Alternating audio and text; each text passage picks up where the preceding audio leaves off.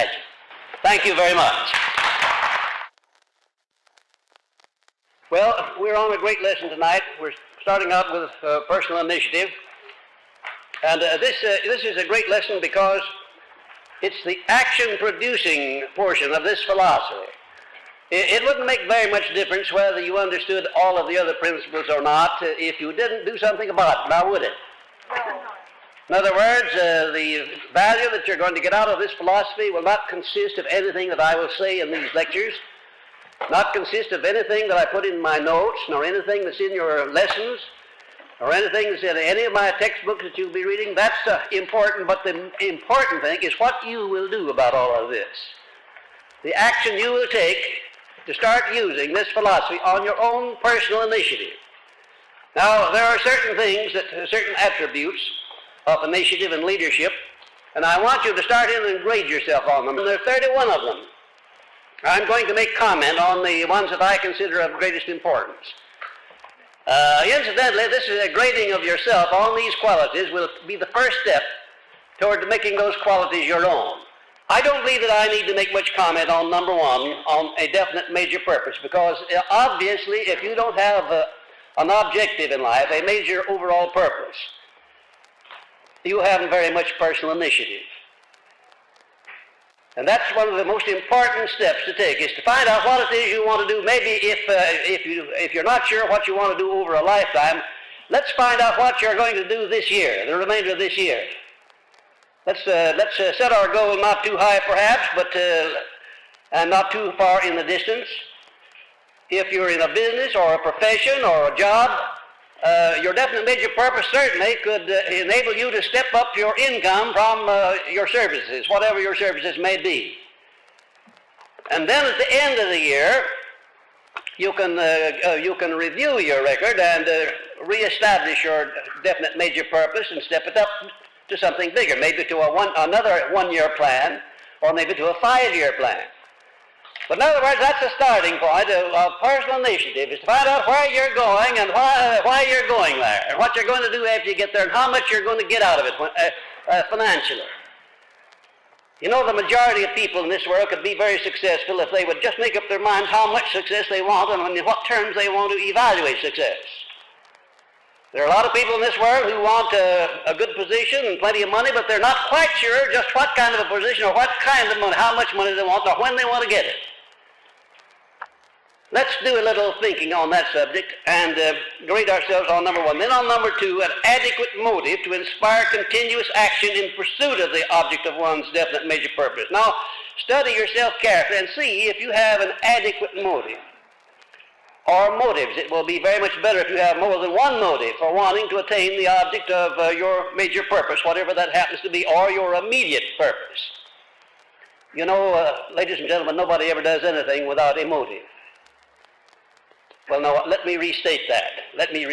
That's not correct. No one outside of the insane asylum or a person who is off balance may do a lot of things without any motive whatsoever, but normal people move only on motive. And the stronger the motive is, the more active they become and the more apt they are to act upon their own personal initiative. You know, you don't have to have an awful lot of brains in this world. You don't have to be very brilliant. You don't have to have such a wonderful education in order to be an outstanding success if you will only take what little you have, whether it's little or much, and start using it, putting it into operation, doing something about it and with it. And of course, that calls for initiative. And number three, a mastermind alliance, that is to say friendly cooperation at least, through which to acquire the necessary power for noteworthy achievement. Take the initiative now and find out just how many friends you have that you can call on if you were in need of something in the way of cooperation. Make a list of them. In your notes, make a list of the people that you really and truly could turn to if you needed some favor, if you needed an endorsement, if you needed an introduction, maybe if you needed to make a loan of money. And incidentally, unless you have all the money lying around that you need, the time might come when you need to make a loan. Wouldn't it be very nice to know someone that you could turn to in the case of need and get the money you need? Of course, you can always go to a bank. All you have to do is to give 4-for-1 security, government bonds, and you can get all the money you want. But there are times when you want medium sums perhaps, or you want other favors comparable to the borrowing of money, And you need to have somebody, the acquaintance of somebody cultivated so that when you turn to them for favors, you can get them.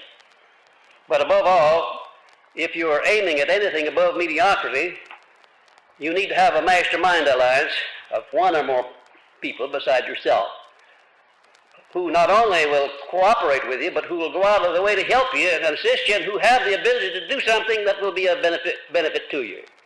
And it's up to you to take the initiative to build those mastermind allies. You know, they don't just come along and join you because you're a good fellow. You have to lay out a plan, you have to have an objective, and you have to find the people suitable to make up your mastermind alliance. And then you have to give them an adequate motive for becoming a mastermind ally of yours. Now, incidentally, I happen to know that the vast majority of people do not have a mastermind alliance with other people. And don't be afraid to grade yourself 0 on this one if you don't have one. But next time you come to grade, don't grade 0. Grade higher than that. And the only way you can grade higher, if you grade 0 now, is to start in and find at least one mastermind ally that you can attach yourself to right now, in the beginning. Number 4, self-reliance in proportion to the nature of your major purpose. Find out just exactly how much self-reliance you have. Incidentally, when you come to check yourself on self-reliance, you may need some help from other people. You may need some help from your wife, or your husband, or your closest friend, or somebody who knows you real well. You may think you have self-reliance, but do you know how you can tell about how much self-reliance you have? Would you be interested in knowing how you can check that very accurately? All right, go back up there to number 1 and carefully evaluate your definite major purpose and see just how big that is. Or if you have a definite major purpose, and if you don't have one, or if it's not outstanding and above anything that you've attained up to the present, then you don't have very much self-reliance, and you should grade very low on that. If you have the proper amount of self-reliance, you'll step your definite major purpose up way beyond anything you have ever achieved before, and you'll become determined to attain it. Number 5, self-discipline sufficient to ensure mastery of the head and the heart and to sustain one's motives until they are realized. Where and when do you need self-discipline most, do you think? When you're on the way up and when everything's rosy and going well and you're succeeding? Is that when you need it? I thought you'd call me on that one. That's right. You need self-discipline when the going is hard, when the outlook is not favorable. What kind of self-discipline do you need at that point? Why, you need discipline over your mind to the extent that you know where you're going, you know that you have a right to go there, and you know that you're determined to go there regardless of how hard the going may be or how much opposition you may meet with.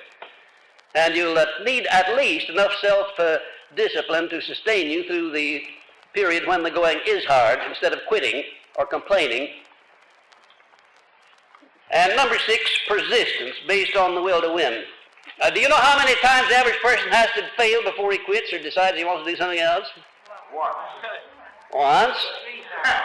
Don't you think you're generous? Once. Did you ever hear of the fellow who fails before he starts because he knows that there's no use of starting because he knows he can't do a thing? Did you ever hear of him? Well, that cuts it down below 1. You see?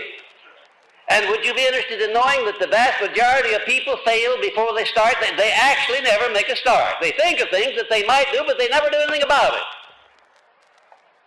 And did you know also that a vast majority of the people, even though they do start, at the first opposition they quit or allow themselves to be diverted over to something else?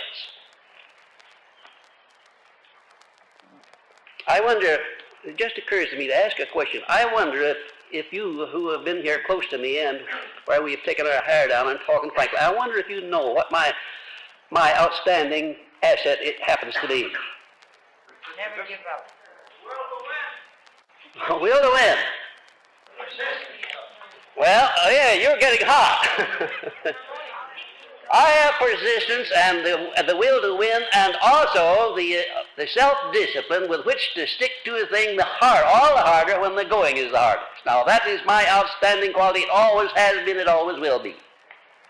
And I want to tell you, without those traits, I never would have completed this philosophy. I never would have been able to have it introduced as widely as it has been, and I wouldn't be standing here talking to you tonight. And what about that trait? Is that something you're born with, or is it something that you can acquire? Well, if you couldn't acquire it, there'd be no use of talking about this lesson, would there? Certainly you can acquire it. And it's not very difficult at that.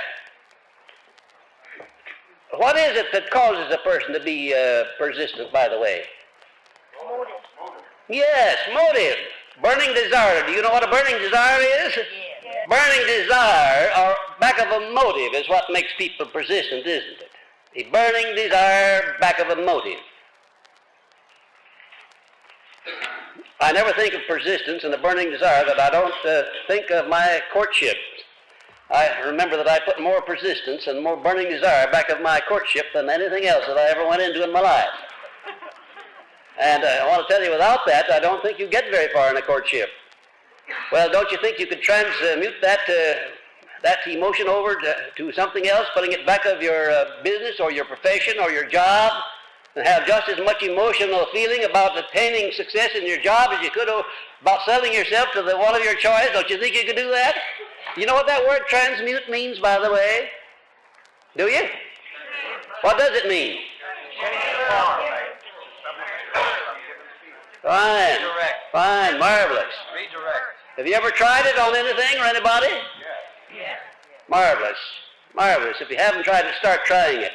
The next time you feel moody or discouraged, try to change that over into an emotion of courage and faith. You see what a marvelous thing happens to you. You'll change the whole chemistry of your whole brain and your whole body. And you'll be much more effective. And number 7 is a well-developed faculty of the imagination, controlled and directed. Do you think those last words there are important? Yes. Yes, an imagination not controlled and directed might be very dangerous. I once made a survey, made an analysis of all of the men in the federal penitentiaries of the United States. I did that for the Department of Justice. And you'll be interested in knowing that the majority of the men in the penitentiary were there because they had too much imagination. But it was not controlled and directed in a constructive direction. Now, imagination is a marvelous thing, but if you don't have it under control and if you don't direct it to definite ends, constructive ends, it may be very dangerous to you. And number 8, the habit of forming definite and prompt decisions. By the way, do you do that? Do you form definite and prompt decisions when you have all of the facts in hand with which to make decisions? Yes. Well, I think some of you are just a little bit too modest. Well, seriously, friends, if you do not have the habit of making decisions promptly and definitely, clear-cut decisions when all of the facts are in, you're loafing on the job, you're procrastinating, and you're destroying this very vital thing called personal initiative. One of the finest places to start practicing personal initiative is to learn to make decisions firmly and definitely and quickly once you have all of the facts available. Now, I'm not talking about snap judgments. I'm not talking about opinions or snap judgments based upon half-baked evidence. I'm talking about facts, all of the facts on a given subject, which are not in your hands and available. You should then do something with those facts. You should make up your mind exactly what you're going to do and not dilly-dally around, as so many people do. Because if you do that, first thing you know, you will be in the habit of dilly-dallying around in connection with everything. In other words, you will not be a person who acts upon his own personal initiative. And number 9. The habit of basing opinions on facts instead of relying on guesswork. How many of you do that? How many of you rely upon the facts instead of guesswork? Well, pretty truthful bunch, I think. I wonder if you do. I wonder if you recognize how many times you're acting on guesswork in comparison with the number of times that you're acting upon facts in forming your opinions. I wonder if you recognize the importance of making it your business to get at facts before you form an opinion about anything. Did you know that you have no right to an opinion about anything at any time, anywhere? unless it's based upon facts or what you believe to be facts. Did you know that? And why is that true? Would you tell me why you don't have a right to do that? Because you don't want to get into trouble. You don't want to fail. That's why. Of course, you can go ahead and have opinions, and we all do, a flock of them. You can even give them to somebody else without them asking for them, and we do that right along. But before you really and truly can safely express an opinion or have one, you must do a certain amount of research and base your opinion upon facts or what you believe to be facts. Now we'll come down to this enthusiasm one, number 10. The capacity to generate enthusiasm at will and control. Do you know how to generate enthusiasm at will? Act. Do it. Feel it. Be sincere. Conviction. Right. What's back of all this? What happens before you start doing anything in connection with enthusiasm? Yes, you have to feel it, don't you? You have to feel the emotion of, you have to be quickened, and your mind has to be alerted with some definite objective or purpose or motive. And then you do something about that motive. You do it with words, with the expression of your face, or by some other form of action. That word action is inseparable from the word enthusiasm. You can't separate the two. Now, there are two kinds of enthusiasm. There's passive enthusiasm, enthusiasm which you feel, but you give no expression of it whatsoever. And there are times when you need that kind, believe you me. Because if you don't have that kind, you disclose to other people what goes on in your mind at times when you don't want that to happen. You take a great leader, a great executive, and while he may have a tremendous amount of enthusiasm, he'll display that enthusiasm only to whomsoever he pleases and under whatsoever circumstances he pleases. He will not just turn it on and go off and leave it. That's the way you and I do it. Or do we? That's the way the majority of people do. When they have enthusiasm, they just turn it on and blubber over in it, and they accomplish nothing. Controlled enthusiasm, enthusiasm turned on at the right time and then turned off at the right time, is an important thing, and your initiative is the only thing that can control that. You know, if you took that one subject alone, the question of how to turn on and off enthusiasm, and got the art down fine, you could become a marvelous salesman of anything you might want to sell. Did you know that? Yeah. You really could. Did you ever hear of anybody selling anything that didn't feel enthusiasm over what he's trying to sell? Did you? Did you ever sell anything that you didn't have that feeling of enthusiasm over what you were trying to do for the other fellow? You may have thought you did, but you didn't. If you didn't have that feeling of enthusiasm on your own initiative, then you didn't make a sale. Somebody may have bought something from you because he needed it and had to have it, but you had very little to do with it unless you had that feeling that you imparted to him. And how do you impart the feeling of enthusiasm to another person? How do you do that when you're selling, for instance? By being sure and smiling.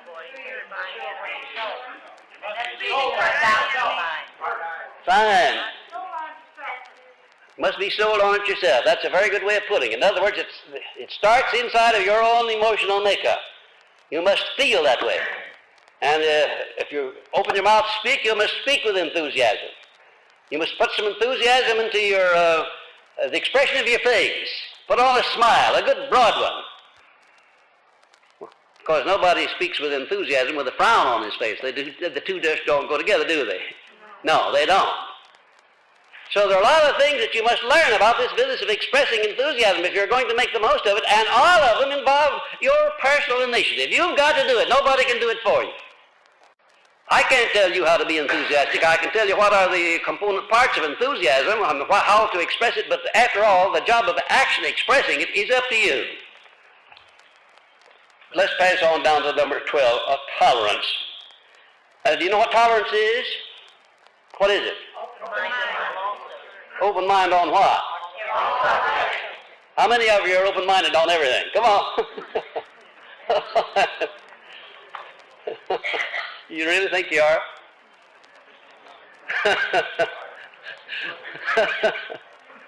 I'd hate to tell you how far off you are on that one. Because you're friends of mine and I want to keep you that way. Open-minded on all subjects, I'll admit that I'm not. I'm not open-minded on all subjects. I'm open-minded on a lot of subjects, the ones I want to be open-minded on. But we shouldn't. We shouldn't have any attitude toward anybody under any circumstances unless it's based upon something to justify that attitude, or what we believe to justify it at least. Do you have any idea how much value do you deprive yourselves of all the way through life just because you close your mind against somebody you don't like, when that person might be the most beneficial person in the world to you if you only had an open mind toward him?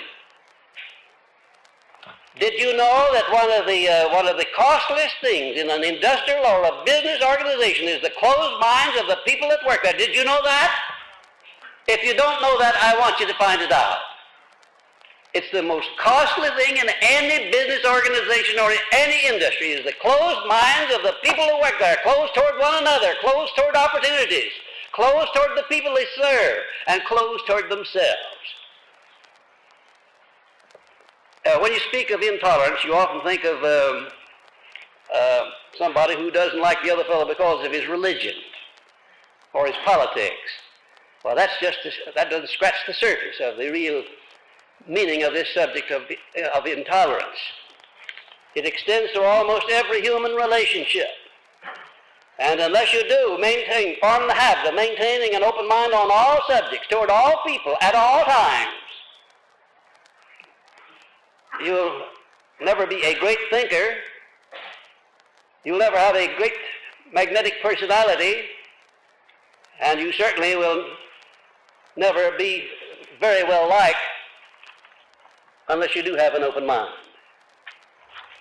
Did you know that you can be very frank with people whom you don't like and who do not like you if they know that you're sincere and that you're speaking with an open mind? Did you know that? The one thing that people will not tolerate is to recognize that they're talking to somebody whose mind is already closed and what they're saying has no effect whatsoever, regardless of how much value there is to it or how much truth there is to it. And there are a lot of people in this world whose minds are so definitely closed on so many things that you couldn't crack the mind with a sledgehammer and you couldn't get an ounce of truth in there if you lived 100 years. They're just closed up tight, sealed, hermetically sealed. Number 13, the habit of doing more than you're paid for, always. How many do that? Let me have your hands. What's the matter with the ones who don't? Is there anything wrong with this habit? Oh, that word always. Well, all right, let's leave it off. How many of you follow the habit of rendering more service and better service than you're paid to render? Part of the time. Part of the time. Well, that's more like it. That's more like it. That's something in connection with which you certainly have to move on your personal initiative. Nobody's going to tell you to do that. Nobody's going to expect you to do that. That's something that's entirely within your own prerogative. But incidentally, it's probably one of the most important and one of the most profitable sources through which you can exercise your own personal initiative. If I had to pick out the time and the place and the circumstance under which you could make use of your personal initiative most beneficially, undoubtedly, it would be in connection with your following the habit of rendering more service and better service than you're paid to render, because you don't have to ask anybody for the privilege of doing that. And also, if you do follow that habit, not just do it once in a while, that's not so very effective, but follow the habit. Sooner or later, the law of increasing returns begins to pile up dividends for you, and when the dividends come back, they come back greatly multiplied. I want to tell you that when you start living by this principle of going the extra mile, you can expect unusual things to happen to you, and they'll all be pleasant, every one of them.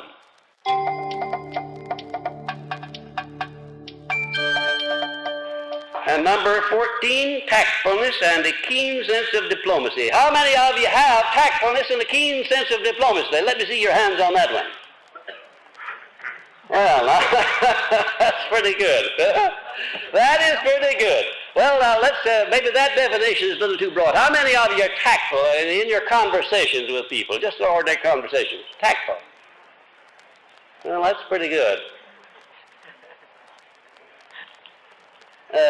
What do you think about this business of being tactful? Is it worth the time it takes to be tactful, do you think? Yes. You think it is? Why? Somebody else. Get the cooperation of others. That's right. Now you're getting at it. You get the cooperation of others more easily if you're tactful. You come in and tell me that I've got to do something, and I say, well, maybe now just a minute. Just a minute. Maybe I do have to do something, but if you put it to me that way, I'm going to set up some resistance right away. But if you come in and say to me, I would very greatly appreciate it if you would do something, what you knew in the first place that you had a right to demand of me, but you didn't put it that way. One of the most impressive things that I learned from Andrew Carnegie at the very beginning of my association with him was that he never commanded anybody to do anything. Never. No matter who the man was that he requested to do something, he never commanded him. He always asked him if he would do a certain thing. Would you please do a certain thing, or will you do the other thing? And it's surprising the amount of loyalty that Mr. Carnegie had from his men. They'd go out of their way for him any time of the day or night because of his tactfulness in dealing with them. And when it was necessary for him to discipline one of them, he usually invited him out to the house and gave him a nice state dinner, a real 5 or 6 course dinner, really put on the dog. And then after dinner, the showdown came when they went over to the library. And he'd start asking questions. One of his chief secretaries was scheduled to become a member of his mastermind group. And this boy found out that he was scheduled for promotion, and it went to his head, and he commenced to run around with a bunch of highbinders in Pittsburgh, people who throw cocktail parties and such. And just in a little while, he was taking too much liquor, staying out too late, and his eyes were hanging out on his cheeks when they'd come in of a morning, and Mr. Carnegie let this go on for about 3 months. And he got invited out one evening to dinner. And after dinner was over, they went into the library. Mr. Carnegie said, now, I'm sitting over there in your chair, and you're sitting over here in my chair. I want to know what you would do if you were in my place. And you had a man scheduled for an important promotion, and all of a sudden it seemed to have gone to his head, started running around with fast company, staying out late at night, drinking too much liquor, paying too much attention to everything except his job. What in the world would you do in a case of that kind? I'm anxious to know. This young man said, Mr. Carnegie, I know you're going to fire me, so you might just as well start in and get it over with. Mr. Carnegie said, oh no. If I'd wanted to fire you, I wouldn't have given you a nice dinner and I wouldn't have brought you out to my house. So I could have done that down at the office. No, I'm not going to fire you. I'm just going to have you ask yourself a question and see whether or not you're not about in a position to fire yourself. Maybe you are. Maybe you're closer to it than you realize. That man right about faced and did become one of Mr. Carnegie's mastermind group and did become a millionaire later on. It absolutely saved him from himself. Mr. Carnegie's tactfulness was out of this world. He knew how to handle men. He knew how to get them to examine themselves.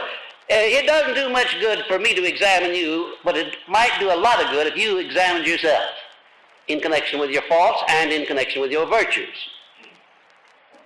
Self-analysis is one of the most important forms of personal initiative that you can possibly engage in. Self-analysis. I never let a day go by that I don't examine myself to see where I have fallen down, to where I'm weak, where I can make improvements, what I can do to render more service and better service. Lord, I examine myself every day. And believe you me, this has been going on for a great number of years. And even today, I can always find some place where I can improve, where I can do something better or something more.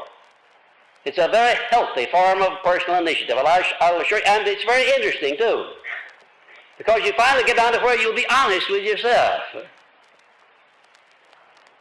Do you have any idea how many people there are who are dishonest with themselves? It's the worst form of dishonesty that I know anything about at all. Creating alibis in your own mind to support your acts and your deeds and your thoughts, instead of examining yourself and finding out where you're weak and then bridging those weaknesses, or getting somebody in your mastermind alliance to bridge them for you. Now that's personal initiative too, and it's the kind of personal initiative that most people won't engage in because it involves self-analysis and self-criticism. Well, which would you rather have? Would you rather have an outsider criticize you and point out your faults, or would you rather criticize yourself and find them? Myself. Why?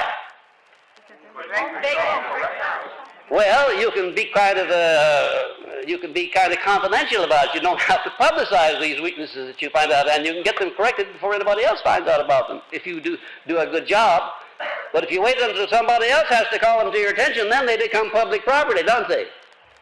And they may embarrass you. They may hurt your pride. They may even cause you to build up an inferiority complex if you wait for the other fellow to have to point out your weaknesses to you.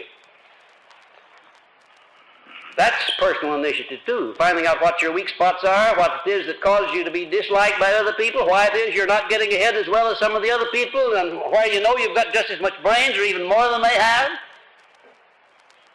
Another marvelous place to take the personal initiative is to compare yourself with other people who are succeeding beyond your success.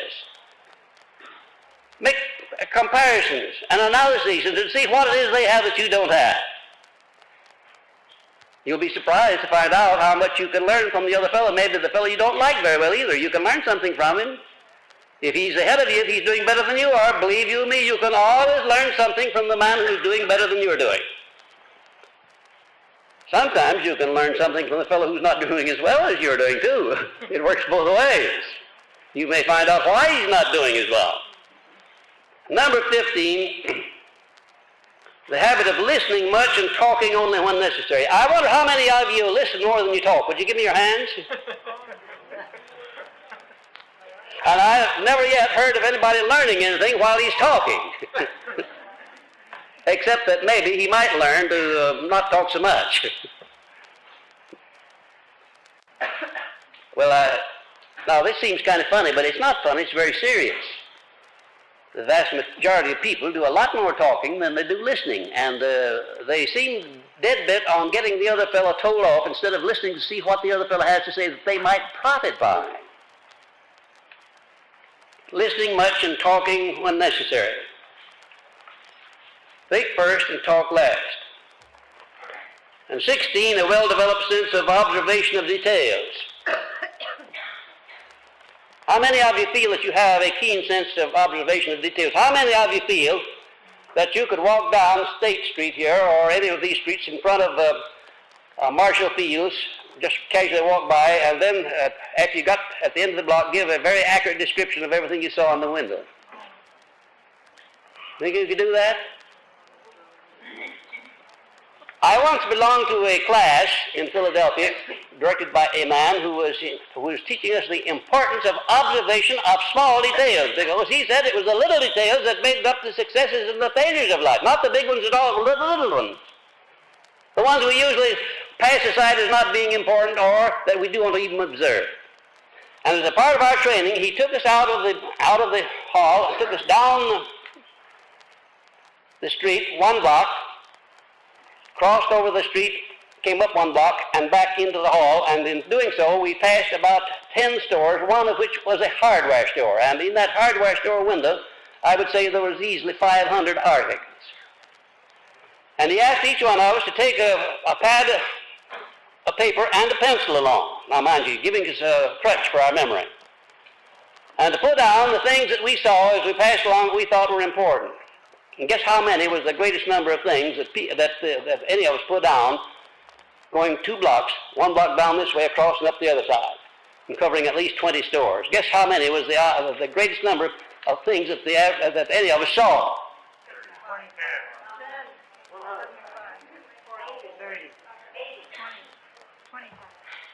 30. You'll be surprised. The greatest number of things that anybody had down was 56. And when this man came back, he didn't have any paper, no pencil. He listed 746 and described each one of them and told what window it was in and what part of the window it was in. I didn't accept it. I had to go down after the class was over and backtracked him and checked it, and he was absolutely 100% accurate. In other words, he had trained himself to observe details, not just a few of them, but all of them. And believe you me, a good executive, a good leader, a good anything is a person who observes all the things that are happening around him, the good things and the bad things, the positives and the negatives. He doesn't just happen to notice those things that interest him. He notices everything that may interest him or may affect his interests. Attention to details. Number 18, the capacity to stand criticism without resentment. How many of you can do that? Come on, give me your hands. Now I'm going to test you another way. How many of you invite criticism, that is friendly criticism from other people? How many of you invite it? You're overlooking a bit there, my friends. Those of you who didn't vote, you're overlooking a big bit. Because one of the finest things that could possibly happen is to have a regular source of friendly criticism of the thing that you're doing in life, that thing that constitutes your major purpose at least. I invite it because the things that you're doing daily that may offend other people, you think they're all right or you wouldn't be doing them. And you're going to keep on doing them if somebody doesn't call them to your attention. Is that right? So you need a source of friendly criticism. It's one of the most marvelous things in the world. I'm not talking about these people who don't like you and criticize you just because they don't like you. That's no good. I wouldn't let that have any effect on me whatsoever. And on the other hand, I wouldn't pay too much attention to the person who gives me friendly criticism just because he loves me. You know, you can do yourself just as much damage that way. I've heard it said out in Hollywood that those stars out there, when they begin to believe their press agents, and sometimes they do, they're just about through. That's right. Well, you need to have the privilege, ladies and gentlemen, of looking at yourselves through the eyes of other people. You need that privilege. Yeah, we all need it. Because I'll assure you that when you walk down the street, you won't look the same to the other fellow that sees you as you think you look to yourself. And when you open your mouth and speak in conversation or otherwise, you don't, what registers in the other man's mind is not always what you think is registering at all. You need criticism. You need analysis. You need people to point out to you changes that you ought to make, because we all have to make changes as we go along. If we didn't, we wouldn't grow. But did you know that the majority of people resent any kind of suggestion or criticism whatsoever that differs from what they're doing? Anything at all that would change their way of doing things, they resent it. And consequently, they do themselves great damage by resenting. Friendly criticism. Someone has said that there's no such thing as constructive criticism. I can't buy that. I think there is such a thing as constructive criticism. I think it's wonderful. I think it's absolutely wonderful. Just remember that no matter what you're doing, who you are, how well you do it, you'll never get 100% approval from the crowd. Don't expect it. And don't be disturbed too much if you don't get it.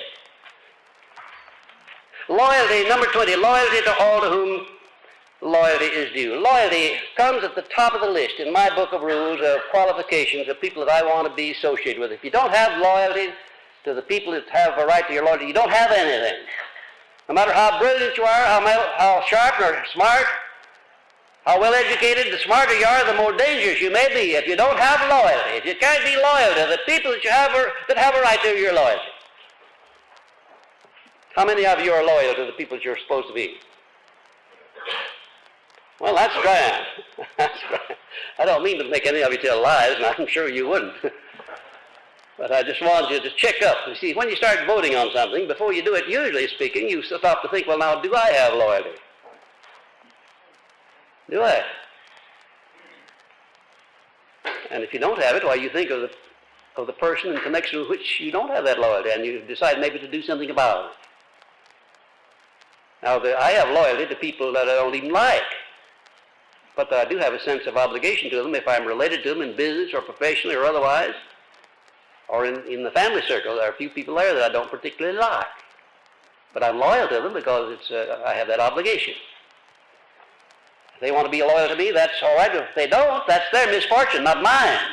I have the privilege of being loyal, and I'm going to live up to that privilege because of the values I get out of it, because I have to live with this fellow. I have to sleep with him. I have to look in the mirror every morning and shave his face. I have to give him a bath every once in a while. And you know, I have to be on good terms with him. You can't live with a fellow that closely and not be on good terms with him. To thine own self be true, and it must follow as night to day. Thou canst not then be false to any man. And Shakespeare never wrote anything more beautiful and more philosophical than that. To your own self be true. Be loyal to yourself, because you have to live with self. And if you're loyal to yourself, the chances are you'll be loyal to your friends and your business associates. And number 23, the necessary attractiveness of personality to induce cooperation. How about this business of an attractive personality? Is it something you're born with, or is it something that you must do about on your own initiative? You can acquire it. There's only one trait, only one of the 25 factors that go to make up an attractive personality that you're born with, or not born with, as the case may be. Only one. Personal magnetism. And you can even do something about that. And certainly all of these other 24 factors, you can do something about every one of them, because they're everyone subject to cultivation through what? Personal initiative, of course. You've got to do it yourself. First of all, you've got to know how you stand on each of these points. You've got to know how you stand, and you can't always take your own word for it. You've got to get your wife or your husband or somebody else to tell you. Sometimes you have an enemy, and he'll tell you where you fall down. Did you know that enemies were good things to have once in a while? Yeah. Why? Of course. Believe you me, they don't pull punches. And if you'll examine what your enemies or those who do not like you say about you, the chances are that you might learn something of value. If nothing else, you'll learn at least to see to it that you don't let them tell the truth about you. Whatever they say, it's not correct, because you're going to be so straight in the road that whatever they say about you derogatory is not going to be true. That's an advantage, isn't it? So don't be afraid of enemies. Don't be afraid of people who don't like you, because they may say things that put you on the track of discovery of something that you need to know about yourself. I had a salesman come in to see me some years ago, and he said that he had been with his company about 10 years. Now, he had made a wonderful record, had several promotions, and was up in the big money, and all of a sudden, 6 months previously, his sales began to go down. Customers that he used to call on, that used to give him the business, would frown on him. And I noticed when he came in that he had one of these big Texas 10-gallon hats on. I said, by the way, how long have you had that hat?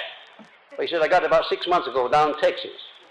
Well, I said, listen, fella, are you selling in Texas? He said, no, I don't make Texas very often. I said, well, listen, you wear that hat only when you go down in Texas, because they don't like that hat. It doesn't look good on you. Well, he said, would that make any difference? I said, you'd be surprised what a difference it'll make, your personal appearance. Some people just don't like the way you look, and they won't do business with you. Yes, you can do something about your personality. You can find out the traits that you have that irritate other people, and you can correct those traits. But you have to do it yourself. You have to make the discovery yourself, or you have to get somebody who's frank enough to do it for you. And then number 24, the capacity to concentrate full attention upon one subject at a time. When you start to make a point, exploit it right down to its final analysis and make a climax, and then get on to your next point. Don't try to cover too many points at one time. If you do, you'll not cover any points at all. I wonder how many of you have been making that mistake in your relations with other people, and in selling, and in public speaking, or whatever you're doing. It used to be one of my most outstanding weaknesses. I used to do just that very thing, and I had a man come to me and call that to my attention. And I think no training that I ever had in public speaking was as valuable as that, and it was for free. He didn't charge me anything for it. He said, you have a wonderful command of English, you have a marvelous capacity for enthusiasm, you have a tremendously big store of illustrations that are interesting, but he said, you have a bad habit of taking off after something out there that's not related to the point you're making, and then coming back later on picking up the point. Meantime, it's gotten cold. You see? Well, grade yourself on that capacity to concentrate full attention upon one subject at a time. Whether you're speaking, or whether you're thinking, or whether you're writing or teaching, whatever you do, let's concentrate on one thing at a time. And then on the habit of learning from your mistakes. If you don't learn from your mistakes, why, you might just as well not make them.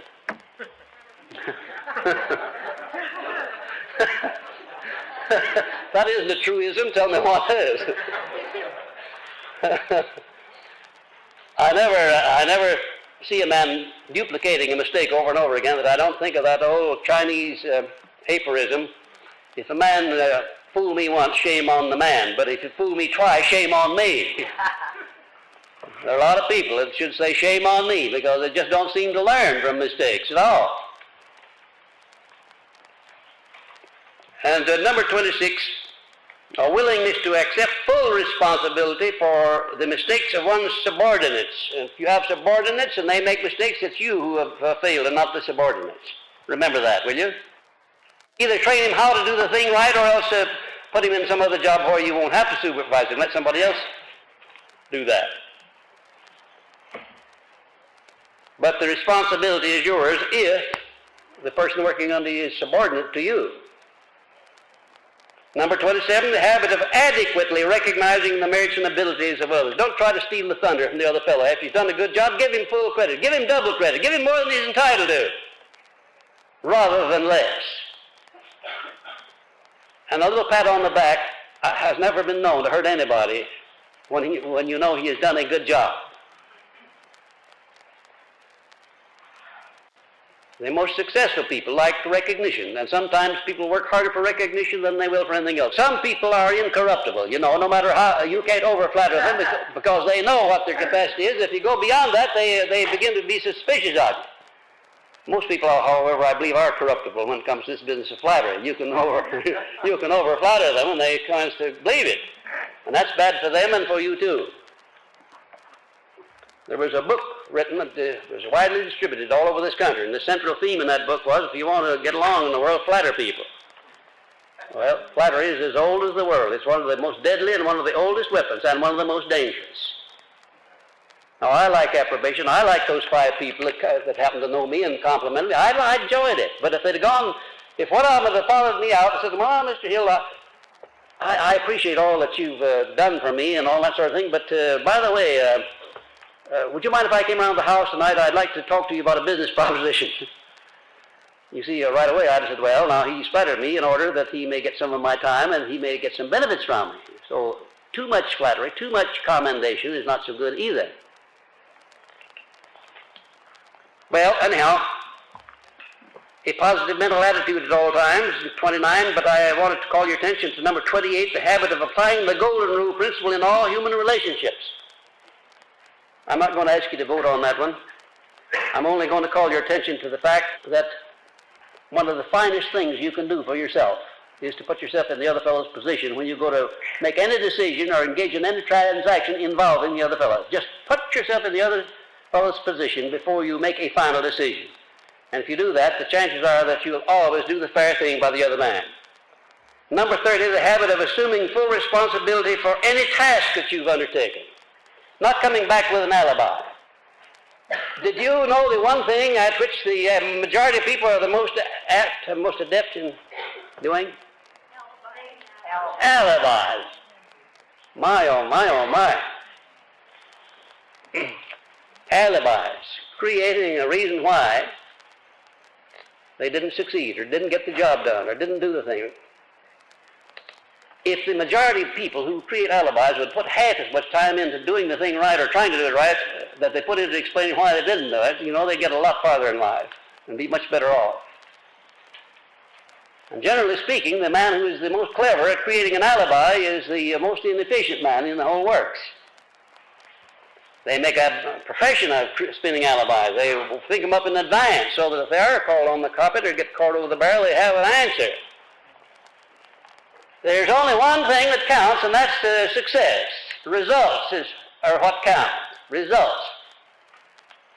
I once wrote an epigram covering this subject that I thought was very effective. Success requires no explanations. Failure permits no alibis. In other words, if it's a success, you don't need any explanations. And if it's a failure, all the alibis and explanations in the world won't do any good. It's still a failure, isn't it? Yeah. And number 31, the habit of keeping the mind occupied with that which one desires and not with that which one does not want. The vast majority of instances in which people engage in personal initiative is in connection with the things they don't want. Had you ever thought of that? Now there is one place where most people don't have to be taught to take the personal initiative. They really work at it. Work at thinking about all the things they don't want, and that's precisely what they get out of life. The things that they think about. Things that they attune their minds to. Now, there's a place where that word transmute can come into play. Instead of thinking about the things you don't want, the things you fear, the things you distrust, the things you dislike, think about all the things